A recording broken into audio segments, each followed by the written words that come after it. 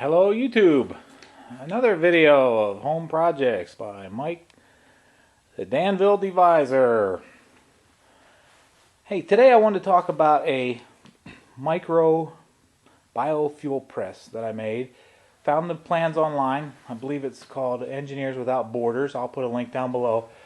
But as with many families, I'm kind of worried about being self-sufficient, trying to learn more about being self-sufficient. So if the economy turns bad, or if the power goes out, or anything like that, any of the scenarios we can think of, I'd be at least somewhat prepared, okay, to provide heat for my family, or light, or anything like that. So what I did is I found this project. I thought it was pretty neat, and I went online, found the plans, went to work. And as I run an engineering department for a modular housing company, I believe the plan should be correct. So I've got these plans, I downloaded them, cut everything exactly to the measurements they said, and sure enough, one of the holes was mislocated. I should have known that right off the bat, but it wasn't. Luckily, it didn't make any real difference. So it still worked out fine. What I have used for my material, I read a couple of people had built this thing. They were breaking this bar because there was too much pressure on it. So I went to work and I found some scrap LVL lumber, some short pieces, cut it up, and that's what I assembled the whole thing with. So I can assure you none of this will break. It's pretty tough stuff. Now, what this allows me to do is use some sawdust. It also got to work. Hey, we have an unlimited supply, so lots of that. And some shredded paper that my kids love to run through the shredder. Mix them up in a 5-gallon bucket and actually produce these biofuel briquettes like this.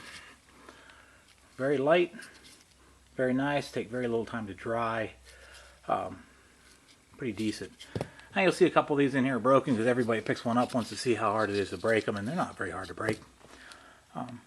But what I use a bread tray. Actually, I use a pair of bread trays when I make these things. We usually make them in about 100 at a time.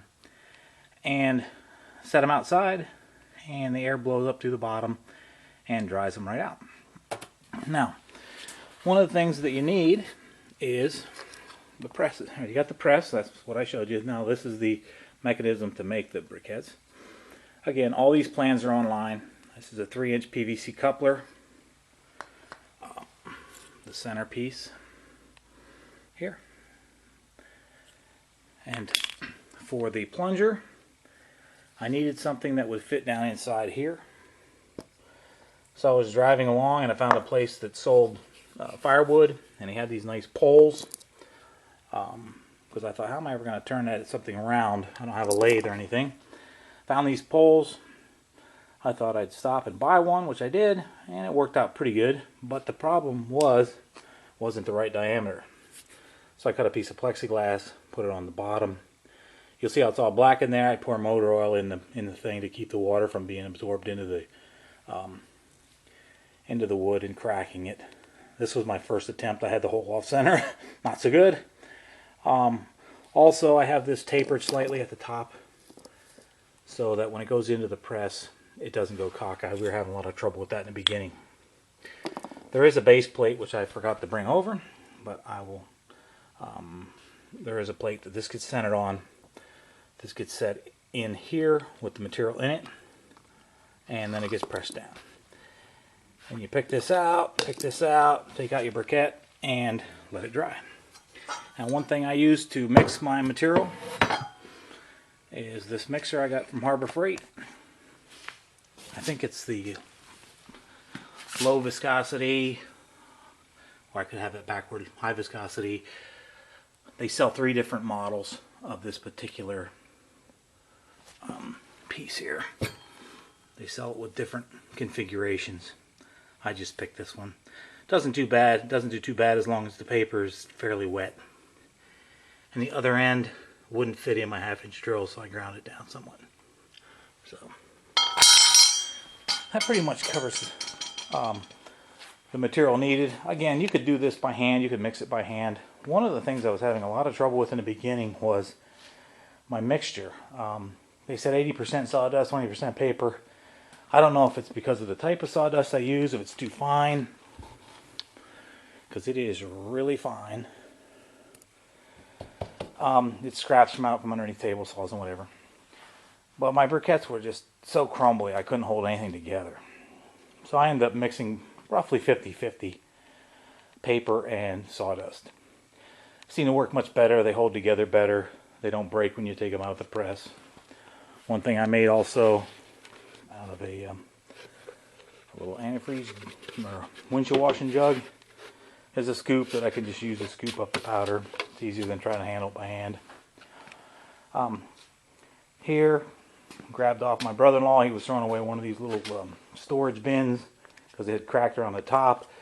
So I grabbed one of these, cut the rest of it off, and that's what goes underneath here to collect my water when I do my pressing. My kids are a big help on this. They've done almost all of them. I got the method down, showed them how to use it, and they go to town.